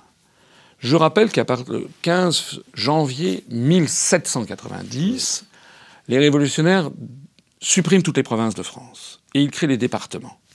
À partir du 15 janvier 1790 jusqu'en 1982... j'ai l'impression d'avoir Pierre Bellemare, là. On est bon, là. Jusqu'en Une petite histoire de Noël. Non, mais jusqu'en 1982, pendant près de 200 ans, il y a eu l'État que ce soit le Royaume de France, que ce soit la République française, que ce soit l'Empire français, puis de nouveau l'État, les départements et les communes. Point barre. Bon. En 1982, les socialistes ont créé les régions collectivités territoriales de plein exercice. Donc on a eu l'État, les régions, les départements, les communes. C'est une nouvelle couche. 1757 conseillers régionaux. C'est de la subornation de vote ? En tout cas, c'est un poids considérable. On se passait très bien des régions avant. Ils ont recréé ça pour des raisons historiques, mais vous allez rigoler si je commence à le faire. Je renvoie ceux qui m'écoutent et qui ça intéresse d'aller sur ma conférence sur les eurorégions. Et puis, 10 ans après, 1992, on nous a mis encore une 5e couche, c'est la couche de l'Union européenne, qui a vocation à être un État. Donc actuellement, on a l'Union européenne, l'État, la France, les régions, les départements et les communes. En fait, le grand débat qui va avoir lieu dans les années qui viennent, ce que je ne cesse de dire, c'est que vous avez les euro-atlantistes, ceux qui veulent une espèce d'empire euro-américain, qui vont progressivement dézinguer l'État France, le niveau France, et le niveau département et communes, pour faire disparaître la France et fusionner les communes et les départements dans des comtés à l'américaine. Allez-y, moi j'en ai vu des maires, j'en suis à peu près 95 maires que j'ai rencontrés. 98% des maires des Français sont dans vent debout. On est en train de supprimer contre leur volonté des milliers de communes en France. Bon, alors que la petite commune, c'est le niveau... je vous ouvre une parenthèse sans couper votre raisonnement. On sort de l'Union européenne, c'est ça ? Comment vous faites pour l'évasion fiscale ? Et la fuite des capitaux ? C'est dommage que vous m'interrompiez parce que j'avais quand même commencé à dire quelque chose que je crois très important. Alors, finissez... Le projet euro-atlantiste, c'est en fait, à terme, Union européenne, région, comté. Il n'y a plus de France. D'accord. Il n'y a plus de France. Les Corses, ils vont être contents. Oui, Corsica, Occitania, Bresse, Alsace, Flanders, Scotland, Wales, Pays Vascos, Catalunya, c'est ça. Est-ce que les Français sont d'accord pour qu'il n'y ait plus de France ? Bon, moi j'ai une amie qui a mon âge. Et un jour, je la présente à d'autres amis et je dis, je vous présente Olga qui est serbe. Et elle m'a répondu « Non, François, je ne suis pas serbe, je suis yougoslave. » Ça existe dans la vie des peuples et des nations que des gens voient le pays de leur enfance, de leurs ancêtres, disparaître. Moi, alors il y a peut-être des gens qui sont pour, moi je suis contre. Moi j'estime que nous devons préserver la France, pas seulement pour nous, pour nos ascendants, pour nos descendants et pour le reste du monde, parce que la France est un patrimoine historique. C'est une puissance qui peut s'opposer à l'impérium américain ou à l'impérium russe ou je ne sais pas quoi. Donc moi je suis patriote, je suis fier de mon pays. Et comme disait De Gaulle, les patriotes sont les gens qui aiment leur pays, les nationalistes sont ceux qui détestent le pays des autres. Moi je veux que demain il y ait un Japon. Quelle était ma parenthèse ? Voilà. Alors, voilà, je termine là, effectivement. Nous, ce que l'on veut, c'est supprimer l'Union européenne, les régions. Et nous, on propose, et je proposerai, des économies considérables. Combien ? Ça se chiffre en milliards. Combien ? Déjà sortir de l'Union européenne, en coût direct, c'est 9 milliards d'euros d'économies. Puisque nous donnons chaque année 9 milliards d'euros de plus que nous recevons. Deuxièmement, sortir de l'Union européenne, ça veut dire que pour toutes les TPE, les commerçants, les artisans, etc., qui n'exportent pas, on allégera considérablement des quantités de réglementation d'origine européenne. Que les entreprises qui exportent, notamment sur les pays de l'Union européenne, elles conserveront, si elles le souhaitent, pour pouvoir continuer à exporter. Ça sera pour eux un truc sine qua non. Mais les TPE, les artisans, les commerçants qui n'exportent pas, qui vivent... eux, ils n'ont pas besoin d'avoir toutes ces quantités de réglementation. Si vous allez lire, si vous allez sur l'Observatoire de l'Europe, un type qui s'appelle Christophe Baudouin en 2008, à partir d'études qui avaient été faites aux Pays-Bas, aux États-Unis, il chiffrait ce surcoût administratif colossal à peut-être 50 milliards d'euros qui pèsent sur la société française. Moi, je supprime les régions, je les transforme en établissements publics régionaux, comme du temps de Pompidou en 72, des toutes petites structures. Ça permet de supprimer 1757 postes de conseillers régionaux. François, ma parenthèse, c'était quoi ? On sort de l'Union européenne. Comment vous allez lutter contre la fuite des capitaux? Parce que vous pensez que l'Union européenne permet de lutter contre la fuite des capitaux? Non, la France sort, il y a un Brexit, il y a un Frexit. Oui. Comment vous allez empêcher l'hémorragie des capitaux? Nous ferons ce qui d'ailleurs est l'un des Comment vous allez les rassurer? Mais nous ferons ce qui est l'un des objectifs essentiels, pas le seul, mais un des objectifs importants de la sortie de l'Union européenne, c'est que nous allons mettre un terme à la libre circulation des mouvements de capitaux. Article 63 du traité sur le fonctionnement de l'Union européenne. Cet article qui dit toute restriction aux échanges de mouvements de capitaux entre les États membres et entre les États membres et les pays tiers, sous-entendu de l'Union européenne, sont interdites. Cet article-là, c'est celui qui a été créé par le traité de Maastricht de 1992, qui a été repris dans le traité de Lisbonne. Cet article, il explique les délocalisations. Voilà. Avant, sous Vincent Auriol, sous René Coty, sous Charles de Gaulle, sous Georges Pompidou, sous Valéry Giscard d'Estaing et sous François Mitterrand jusqu'en 92, il n'y avait pas de délocalisation. Voilà.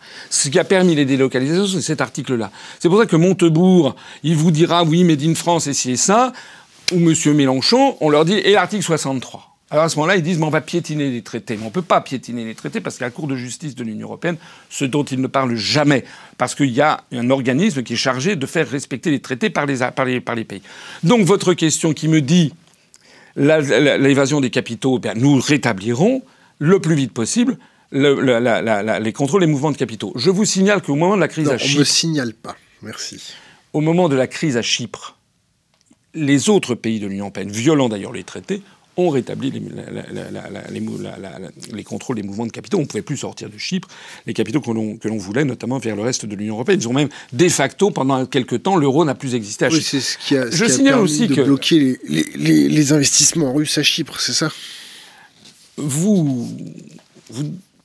Ça doit être sympa, les dîners de Noël avec vous, sans déconner. Hein. On se retrouve à table avec vous à Noël, là, c'est foutu. Mais attendez, vous allez me reprocher quoi? Vous êtes intarissable. Non, je vous reproche rien. Vous me reprochez finalement de connaître mes dossiers? Ouais, les téléspectateurs qui nous regardent, ou les internautes qui nous regardent... Est-ce que vous sourcez tout de A à Z? Oui, enfin, c'est un peu mon métier. Hein. J'ai lu un très long papier d'un historien qui vous reprochait un petit peu de vous accommoder avec l'histoire. Qu'est-ce que vous pouvez lui répondre?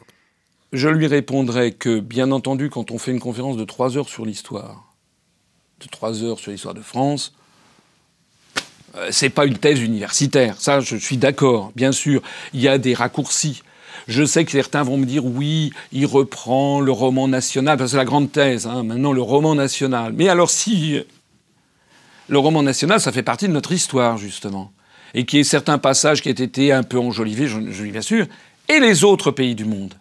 Et votre historien, le roman national américain, il s'y est intéressé au roman national américain, hein? Pourquoi, par exemple, on tape sur systématiquement l'histoire de France? Qui nous expliquait qui était George Washington, qui meurt le, je sais plus quoi, 18 décembre 1799, avec 300 esclaves noirs?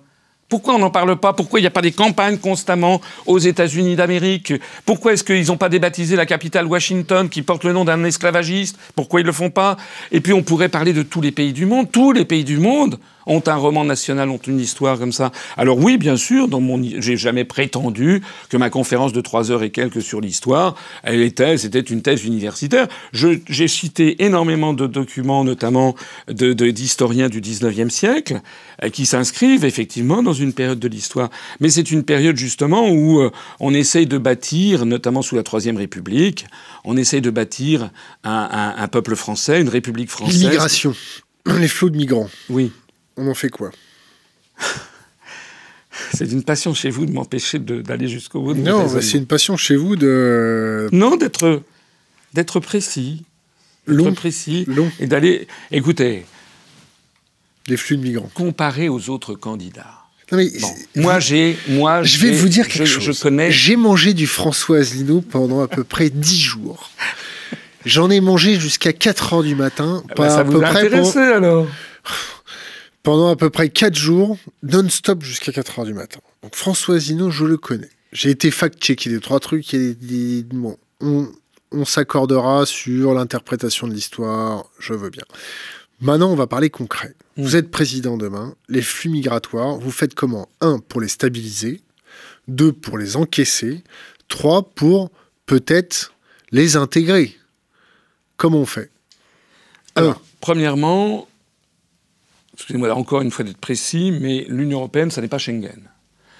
Les accords de Schengen sont dissociés de l'appartenance à l'Union. C'est tellement vrai que vous avez des pays comme l'Islande ou la Norvège qui ne sont pas dans l'Union européenne, qui sont dans Schengen, et réciproquement, le Royaume-Uni ou l'Irlande qui ne sont pas dans Schengen et qui sont dans l'Union européenne. Donc ce que nous disons, c'est que le problème, c'est la sortie de l'Union européenne. Sur les accords de Schengen, on demandera l'avis aux Français. Je signale au passage que le contrôle des flux de personnes est la règle commune en France. Il y a des gens qui disent « vous voulez rétablir les contrôles aux frontières ». Je dis non, ça n'est justement pas mis dans le programme. Nous, on proposera aux Français est-ce qu'ils veulent ou non sortir des accords de Schengen. Mais je fais remarquer à ces gens que lorsque vous prenez l'avion pour aller à Djerba, pour aller à New York, pour aller à Moscou, pour aller à Londres, vous êtes obligé de présenter vos papiers. C'est d'ailleurs comme ça dans le monde entier. Hein. D'ailleurs, les gens, en général, qui sont les partisans de la construction européenne, qui poussent des cris d'orfraie en disant « vous allez rétablir les contrôles aux frontières », s'il y a bien un pays au monde où il est difficile de franchir les frontières, c'est quand même les États-Unis d'Amérique, avec leur passeport biométrique, leur délire général. Donc, moi, ce que je dis, c'est qu'on demandera l'avis des Français. Premièrement. Deuxièmement, ce que moi je veux, c'est qu'on arrête, et là je rejoins Donald Trump, c'est qu'on arrête de déstabiliser ces pays. Je suis désolé, mais le régime, comme on dit, de Kadhafi, il était ce qu'il était. Le régime de Saddam Hussein, il était ce qu'il était. Le régime de Bachar el-Assad, il était ce qu'il était. Mais il y avait des pays qui tenaient la route, qui ont été déstabilisés. Et ce qu'il y a maintenant, c'est bien pire que ce qu'il y avait alors. Donc déjà, la France a prêté main forte à ce genre d'opérations qui sont d'abord totalement illégales au regard du droit international, qui ont fait des dizaines et même des centaines de millions de morts et qui ont ravagé des pays. Regardez là, il y a 70% des gens qui ont fui leur pays. Peut-être pas, mais comment des dizaines de millions de morts, à la rigueur. Des dizaines de milliers de morts. Pardon, j'ai compris des millions. Non, des dizaines de milliers, des centaines de milliers de morts. Sur l'Irak, les estimations, c'est 1 milliard, 1 milliard 300, 1 million. Je commence à être fatigué. 1 million à 1 million 300 000 morts. Bon, en tout cas, il y a eu des dizaines et même des centaines de millions de morts. Ces pays, d'ailleurs, au passage, que ce soit la Syrie ou l'Irak ou Kadhafi, mais en tout cas Syrie et Irak, c'était dirigé par le parti Baas, des partis laïcs s'inspirant de la laïcité à la française. Et c'est en déstabilisant ces régimes que l'on a maintenant des seigneurs de la guerre qui prolifèrent avec la prolifération. Et quand on vous dit que c'était des révolutions colorées de l'intérieur, c'était pas une volonté du peuple syrien de s'affranchir de Bachar el-Assad ? Non, c'est une déstabilisation pure, fondée probablement, bien entendu, sur certaines récriminations, fondée aussi sur... Vous savez, ces pays sont des mosaïques. C'est comme la Yougoslavie. Bon, le Moyen-Orient, vous avez des quantités. Vous avez, par exemple, en Syrie, vous aviez des musulmans sunnites, des musulmans chiites, des alaouites, des chrétiens. En Irak, c'est pareil. Vous aviez des chrétiens nestoriens. Vous avez tout ça. Et des choses qui sont des équilibres. Hein. Ce sont des pays qui, au passage, n'ont jamais été des démocraties. Donc on arrête de faire n'importe quoi. On arrête de faire n'importe quoi. Voilà. Bon, donc déjà, ça, c'est un deuxième point. Troisième point.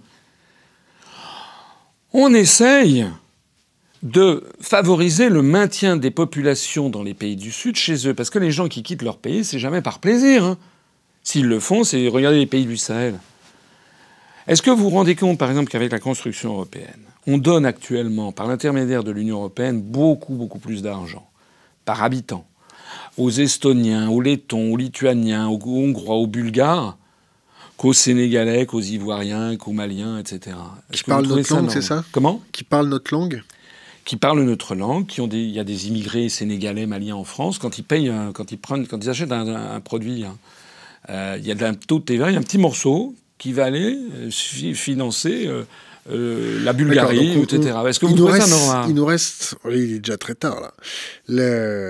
Donc les flux migratoires... Et par ailleurs, alors pour les gens qui me découvriraient, je rappelle quand même que nous sommes un parti extrêmement républicain, que nous voulons rétablir ce qui a été le génie français, qui est un génie assimilationniste. C'est-à-dire que les gens en France... Et d'ailleurs, c'est ce qui se passe en réalité. En réalité, tout est fait pour détruire la République française. Tout est fait selon le schéma que j'évoquais tout à l'heure. On a des gens qui, en permanence, jettent de l'huile sur le feu, constamment. L'affaire du Burkini cet été. Moi, j'ai pas dit un mot sur le Burkini, parce que ce truc était pourri de A à Z. Moi, je ne suis pas là pour jeter de l'huile sur le feu. Je suis là pour dire à tous les Français, quelle que soit leur origine, leur couleur de peau, leur religion, nous sommes tous Français à égalité de droits et de devoirs. À égalité de droits et de devoirs. Voilà ce que... Eh bien, vous savez, À l'UPR, nous avons, j'ai pas calculé précis, mais au vu des patronymes, etc., je dis il y a au moins 12 à 14% de nos adhérents qui sont des Français. Vous ne tenez pas des fiches, j'espère. Non, mais qui sont des Français d'origine... Ni de fichiers. Non, des Français d'origine immigrée. Qu'est-ce que vous pensez du fichier qui fiche 60 millions de personnes? C'est un fichier, je n'ai vu que ce qu'on en a dit dans la presse, donc je me méfie toujours un peu, mais a priori, je trouve ça très inquiétant, parce que la CNIL, je suis pas sûr que la CNIL ait donné son point de vue, et il y a quelque chose qui sont absolument scandaleuses, c'est notamment l'affaire de l'état d'urgence constant. Quand vous pensez que ça va faire quoi, 14 mois, 13 mois, que maintenant qu'on est en état d'urgence, il y a des gens qui me disent « Oui, mais on voit pas la différence. » Oui, c'est vrai qu'à Nice, par exemple, au moment de l'attentat du 14 juillet, les gens n'ont pas vu la différence. Ça prouve effectivement que les contraintes de l'état d'urgence, normalement, c'est pas plus des rassemblements de pas plus de 5 personnes en public, ne sont pas suivis, ça c'est vrai, mais demain, on peut aller perquisitionner chez vous à 3 heures du matin, sans commission rogatoire, parce que c'est l'état d'urgence. Donc ça affaiblit l'état de droit, nos libertés publiques, et surtout, ce que je trouve extrêmement grave, c'est une technique constante, notamment de la construction européenne. Le maintien de la peur. C'est la tactique du salami et de l'ennui. L'ennui, c'est-à-dire ce sont des choses compliquées, donc les gens disent oh, arrête de me gaver avec ces histoires d'état d'urgence, j'y comprends rien. Arrête de me gaver, c'est un petit peu ce que vous m'avez dit avec ces articles des traités européens. Non, vous me gavez pas. Je vous trouve soporifique et très long. Non, mais c'est parce que... Mais oui, mais justement, j'explique ça aussi. C'est que Hitler, Mussolini, Staline, Napoléon, des grands dictateurs de l'histoire sont renvoyés au rang de gougnafier parce qu'ils établissaient leur pouvoir par la force des armes. Maintenant, on a une dictature qui avance année après année, par tranche de salami, vous savez, tranche par tranche, on ne voit pas le truc passer, et ça avance par ça, et par l'ennui. Parce que c'est vrai que c'est extrêmement emmerdant de parler des traités européens, je le reconnais. Vous voulez gâcher une soirée, vous parlez des articles 63, de l'article 42, de l'article du TUD, de l'article 38 et 39 du TFL.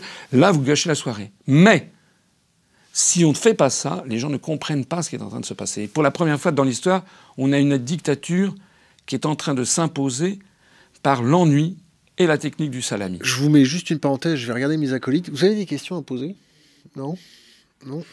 Bon, allez, on va... qu'est-ce que vous pensez des mouvements politiques horizontaux de type Ma Voix et de type Bleu, Blanc, Zèbre ou la Maison des Citoyens? Je trouve que c'est sympathique parce que ça témoigne. Il y a quelque chose de sympathique et de sain. C'est que ça témoigne du fait que des gens veulent se redresser, veulent agir. J'explique souvent que le mot démocratie, ça vient du grec ancien, demos, le peuple, et kratos, le pouvoir. Mais kratos, en grec ancien, c'est le pouvoir par la force. C'est pas la même chose que arché. Arché, c'est le pouvoir légitime. Un monarque, on dit pas, c'est pas un monocrate. On dit un autocrate, c'est un type qui a pris le pouvoir par la force. L'étymologie veut dire que la démocratie nécessite que les gens soient debout. Il faut se redresser. C'est pour ça que ces mouvements, comme ceux que vous citez, à mon avis, témoignent de quelque chose de sain. Il n'y a rien de pire que les gens qui sont avachis à ne rien faire et à regarder une série américaine. Ça, à mon avis, c'est la chose la pire qui puisse arriver à la République française. Il faut se redresser. Maintenant, ce que je pense aussi, et là, ceux qui m'écoutent, ils vont peut-être tiquer, mais c'est que je pense qu'il faut quand même bien connaître les rouages de l'État, les contraintes des traités internationaux qu'a souscrit la France. Il ne faut pas partir d'idées générales, parce que ça, c'est très gentil, les idées générales. Mais justement, comme disent les Allemands, der Teufel liegt im Detail. Le diable réside dans les détails. Moi, ce que j'ai voulu faire avec l'UPR, et j'ai pas les dents qui rayent le parquet. Vous savez, si vous me connaissiez, moi je suis plutôt un idéaliste, un intellectuel. Moi, j'aime bien être sur une plage avec un livre, et puis voilà. Donc, si je brigue l'Élysée, c'est pas parce que j'ai envie c'est parce que j'ai envie vraiment de redresser mon pays et rendre aux Français leur démocratie. Vous avez combien d'enfants? J'en ai 2. Quel âge? J'ai ma fille qui a 24 ans et mon fils qui en a 18. Vous parlez d'écologie avec? Oui, un petit peu, bien sûr. Oui. Qu'est-ce qu'ils vous en disent? Ils sont un petit peu comme tout le monde, enfin comme tous les jeunes d'aujourd'hui, c'est-à-dire ils font attention, c'est un sujet qui les préoccupe. Vous faites quoi tous les jours, vous, pour l'écologie? Est-ce que vous arrêtez de manger de la viande? Alors ça, c'est pas forcément de l'écologie, ça c'est la mode pour le... Combien de litres d'eau il faut pour faire 1 kilo de bœuf? Oui, c'est vrai, mais bon, moi, je vous rassure, mon programme, ça n'est pas d'imposer la fin de la consommation de Alors, je repose ma question. Qu'est-ce que vous faites tous les jours pour améliorer l'écologie? je combats la construction européenne. Oh là là. Oui, parce que le modèle, ça c'est quelque chose que les gens de EELV, par exemple, ils devraient s'expliquer, les gens de EELV, les Verts, on va les recevoir, parce que, je suis désolé, mais l'article 38 et 39 du TFE, qu'ils aillent se renseigner, la course constante à l'amélioration de la productivité, le fait que constamment on place les agriculteurs français devant le modèle sous-jacent, c'est le modèle des grandes plaines de l'Oklahoma ou de l'Arkansas ou de la Saskatchewan. On a un modèle d'agriculture hyper productiviste. Pas seulement l'agriculture, l'industrie. L'industrie consiste, la mondialisation consiste à les fabriquer. Pourquoi l'homme le plus riche du monde, Amancio Ortega, c'est un type qui a fait fortune avec Zara. Alors, il s'est fabriqué tous les vêtements au Bangladesh. Qu'est-ce que vous faites, vous, pour réduire votre empreinte écologique? Eh bien, par exemple, nous, à partir du moment où on cesse la libre circulation des mouvements de capitaux, à partir du moment où on relocalise en France ce que l'on peut, il ne s'agit pas de se refermer sur le monde, mais il s'agit d'être raisonnable. À partir du moment, par exemple, où on fabrique en France, où on a une certaine autosuffisance alimentaire, à partir du moment où... Votre coton, il viendra d'où? Ah ben, on importera du coton, bien sûr. Et oui, de la même façon qu'on exportera du vin. Il ne s'agit pas... Il ne faut pas être... comment dire... On n'est pas dans l'asymptote. C'est pas parce que l'on dit qu'il faut essayer de relocaliser une partie de notre industrie, notre agriculture, avoir une agriculture locale. On a d'ailleurs tout un programme sur l'agriculture pour développer on a d'ailleurs chez nous tout un mouvement parmi nos adhérents qui sont des gens qui sont en faveur de mouvements comme la permaculture, en faveur d'une agriculture bio, voire ou raisonnée, c'est-à-dire vous connaissez toute la réflexion sur la nature des sols qui a été pourrie depuis une quarantaine d'années par l'hyper productivité. C'est inscrit dans les traités européens. Que les gens qui m'écoutent, qui sont écologistes, ils aillent d'abord lire l'article 38 et l'article 39 du traité sur le fonctionnement de l'Union européenne. Il y a peut-être beaucoup de lobbies là-dessus, non? Bien sûr qu'il y a des lobbies. Mais pourquoi? Évidemment qu'il y a des lobbies, qu'il y a Monsanto, BASF qui sont derrière. Qu'est-ce que vous ferez contre les lobbies, vous? Nous, on veut les interdire parce que ça s'appelle du trafic d'influence pour la République. Ça s'appelle du trafic d'influence. Donc normalement, d'ailleurs, avant que la France ne devienne une colonie mentale des États-Unis d'Amérique, avant, il y avait en France, le trafic d'influence était puni par la loi. Donc ça, effectivement, le lobby de Monsanto, le lobby de BASF, avec leurs OGM, machin, et trucs et maïs, ça, c'est tout à fait inadmissible. Mais d'où ça vient? Ça vient encore une fois de l'Union européenne. Est-ce que les gens qui m'écoutent savent, par exemple, que les directives OGM venues de Bruxelles ont été imposées à la France, que les députés, vous savez qu'il faut transcrire en droit français les directives européennes. Les députés, 90% des députés, ils n'ont pas eu envie de retourner dans leur circonscription pour, tel le Macron moyen, se ramasser des œufs ou des tomates sur la tête. Ça, c'est encore gratuit, ça. Ils ont eu envie... Il faut éviter ça sur notre chaîne. Hein. Bon, eh ben, écoutez, je suis comme je suis. Oui, donc ils n'ont pas eu envie, les députés, de transcrire en droit français la directive OGM. Mais, et ça, je m'adresse ici à M. Montebourg et à M. Mélenchon. Ils ne savent sans doute pas un truc qui s'appelle la Cour de justice de l'Union européenne. Voilà. La Cour de justice de l'Union européenne, elle doit, c'est pas elle peut, elle doit saisir, la Commission doit saisir la Cour de justice lorsqu'un État viole les traités ou ne respecte pas la transposition de directives obligatoires. C'est ce qui s'est passé. La France a été déférée à la CJUE. Les juges de Luxembourg ont regardé ça. Ils ont dit, en effet, il y a une directive OGM, ça fait 3 ans que ça dure, la France n'a toujours pas transcrit. Condamner la France. À condamner à quoi? Premièrement, à transcrire la dite directive. Ça ne servait à rien d'attendre, finalement.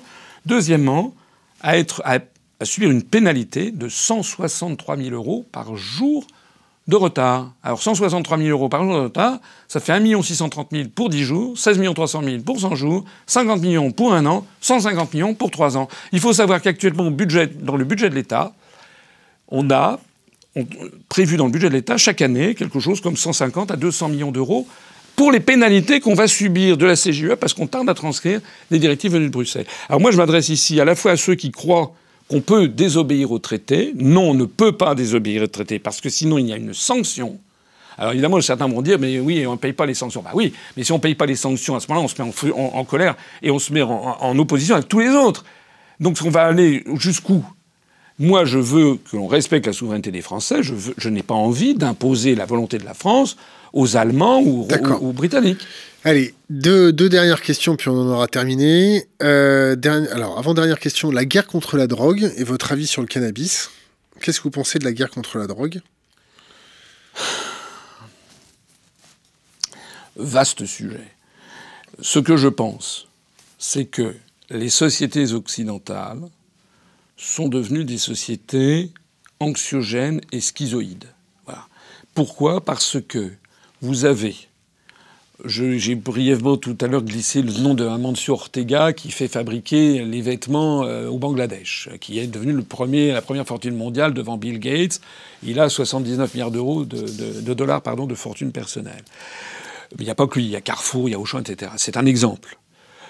En fait, les sociétés occidentales, le monde occidental, la prétendue mondialisation a eu pour effet de bâtir une espèce d'économie négrière au niveau planétaire. Il y a d'un côté les peuples blancs qui consomment, et d'autre côté les peuples pauvres, qui le sont d'ailleurs de moins en moins, mais qui s'enrichissent, ce qui est normal, en Asie, etc., qui, eux, travaillent et bossent pour les autres. Voilà. Ça veut dire quoi ? Ça veut dire que vous avez typiquement... vous allez chez Zara, une femme va chez Zara... Quelle était la question ? J'y viens. Elle est divisée en deux.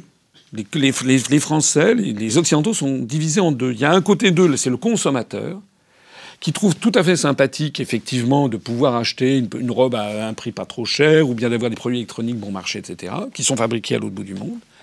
Et puis il y a l'autre partie, c'est le salarié, lui, il n'a pas d'emploi. Il a perdu son emploi. On assiste dans les sociétés occidentales à la montée concomitante du chômage, des inégalités, et de l'autre côté, des objets désirables qui affluent dans les galeries commerciales. Avec ce genre de société, on assiste à l'augmentation d'une espèce de mal de vivre colossal. En plus de ça, c'est des sociétés qui ont perdu du sens. On fait croire aux gens, c'est toujours l'histoire de la Rolex, on fait croire aux gens que vivre, c'est avoir. Non. Il y a une perte de sens, une perte de l'objet de la vie, la gratuité, le bénévolat. Pourquoi nous, ça marche, on a énormément de bénévoles à l'UPR qui retrouvent un peu du sens à leur vie. Et même dans ces sociétés, vous avez les gens, ils boivent, il y a l'augmentation de l'alcool, augmentation de la drogue, augmentation de la consommation des anxiolytiques, plus 100% en 10 ans en France, et puis augmentation de la criminalité. Donc, déjà, pour vous me poser une question sur la drogue, moi j'essaie toujours, quand on me pose des questions, de voir le problème contre la drogue. De voir le problème dans son ensemble. La première chose, c'est déjà de faire baisser l'appétence, la volonté de consommer de la drogue. C'est-à-dire de redonner aux gens le sentiment de bien-être dans leur propre société. Ça fait 4000 ans que l'humanité consomme des drogues. Oui, mais pas à ce rythme. Pas au rythme actuel. Ça, c'est la première chose. La deuxième chose, c'est que moi, je suis pas un spécialiste. Je regarde un petit peu ce qui se passe à droite et à gauche. Moi, je pense que s'agissant du cannabis, puisque vous me posez la question du cannabis, moi, je ne vais pas vous dire, je ne caresse pas les gens dans le sens du poil, je ne vais pas vous dire que j'autoriserai le cannabis. Oui, mais je ne demande pas que vous... La question, c'était la guerre contre la drogue. Eh bien, la guerre contre la drogue, il faut s'attaquer. Alors, moi, sur l'affaire du cannabis, moi, j'ai regardé des enquêtes. Moi, j'ai ma fille, justement, qui fait des études de médecine. Elle fume des joints un peu, non ? Comment ? Elle fume des joints ? Non, je ne crois pas. Comment vous abordez le sujet avec votre fille ?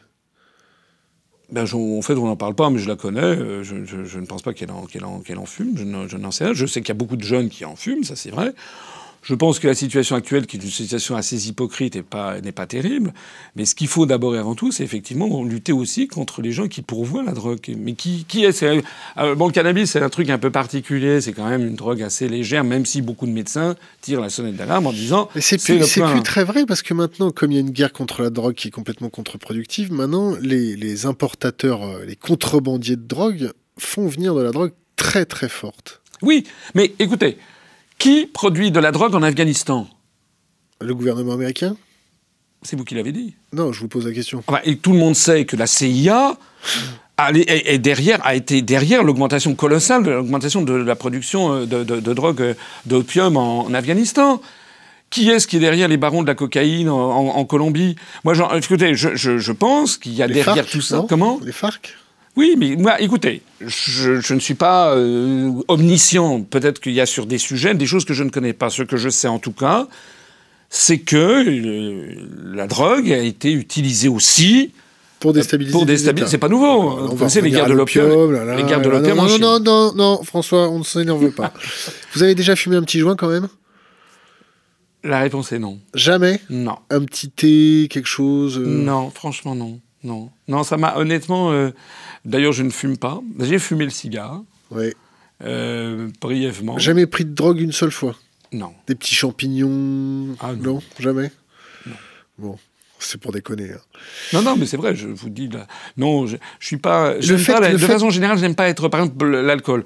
Je bois du vin. Vous avez déjà pris une grosse cuite? Oui, ça m'est arrivé. Je m'en suis... J'ai pas aimé du tout. Une cuite quand j'étais jeune, quand j'avais 22 ans, ça m'est arrivé. Et en fait, ça m'a... Vacciné. Oui, franchement. J'ai trouvé ça très avilissant. J'étais malade, d'abord. Et donc... mais j'aime bien boire quand même un petit peu de vin de temps en temps. Et c'est normal, non, faut pas déconner. Un peu moi, je suis quand même quelqu'un je suis bon vivant.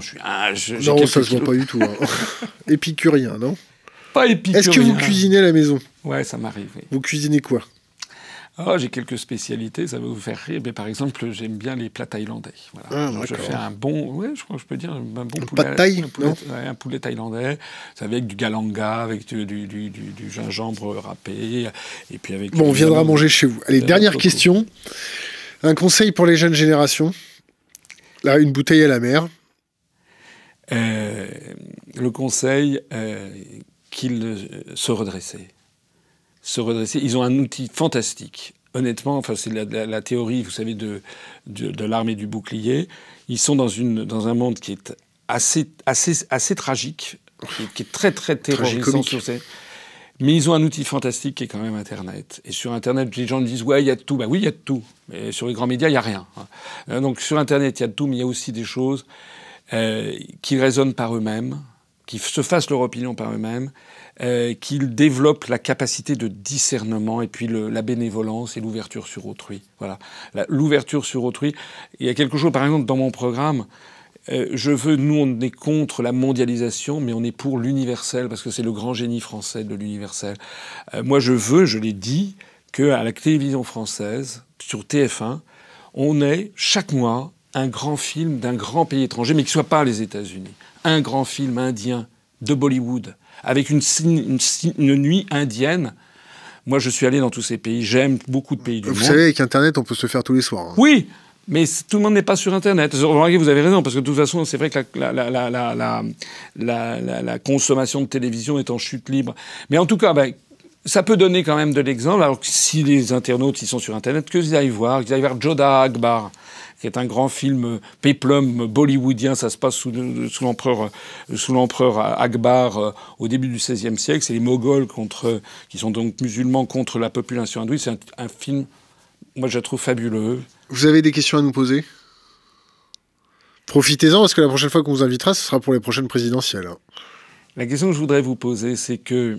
je ne sais pas ce que vous en pensez, mais je pense que dans le monde d'aujourd'hui, dans les médias d'aujourd'hui, le problème numéro 1, c'est de respecter la charte de Munich et le problème de la loyauté. Donc ça, c'est votre question, ça? Ouais. Qu'est-ce que vous en pensez, vous? De respecter la charte de Munich? Ouais. Clairement. Et la loyauté? La loyauté par rapport à quoi? Par rapport aux questions, par rapport à les gens... Moi, je vois des journalistes... La seule loyauté qu'on doit, c'est la loyauté auprès de notre communauté. Point barre. Oui, mais la loyauté, ça veut dire on pose des questions sans avoir déjà les réponses. Voilà. Parce que moi, j'ai vu des journalistes... Ils sont venus me voir, hein. Ils savent déjà, le papier est déjà écrit, c'est un papier pour me traîner dans la boue. Voilà. Donc ce sont des gens, ce ne sont pas des journalistes, ce sont des petits propagandistes. Et bien ça, c'est ça qui manque.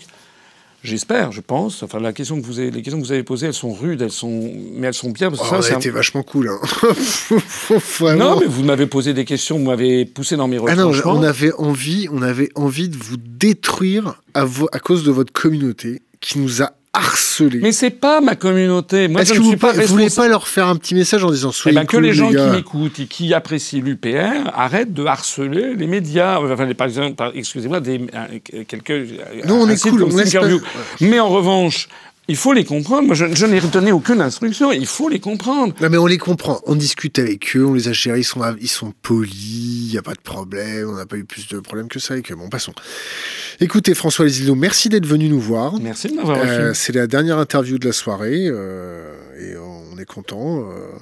Vous étiez fort agréable, contrairement à d'autres partis politiques qu'on a contactés. Il n'y a aucun problème avec vous. Vous avez tenu vos engagements à la minute près. Et ça fait plaisir que vous respectiez l'Internet dans vos engagements. Et je tenais à le dire parce qu'on a eu très peu de politiques qui ont été courtois avec nous. Il y en a eu, mais pas tous. François Zinoux, merci. Merci.